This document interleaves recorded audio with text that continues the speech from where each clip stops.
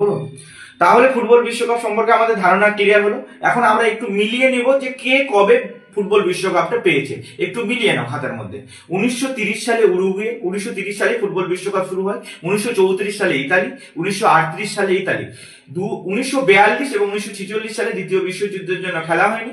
1950 সালে উরুগুয়ে, 1954 সালে জার্মানি, 1958 সালে প্রথমবারের জন্য বিশ্বকাপ পায় হচ্ছে ব্রাজিল, 1962 সালে ব্রাজিল, 1966 সালে ইংল্যান্ড, 1970 সালে ব্রাজিল, 1974 সালে জার্মানি, 1978 সালে আর্জেন্টিনা, 1982 সালে ইতালি, 1986 সালে আর্জেন্টিনা, 1990 সালে জার্মানি, 1994 সালে ব্রাজিল, 1998 সালে ফ্রান্স, 2002 সালে ব্রাজিল, 2006 সালে ইতালি, 2010 সালে স্পেন, 2014 সালে জার্মানি, 2018 সালে ফ্রান্স এবং 2022 সালে হচ্ছে আর্জেন্টিনা।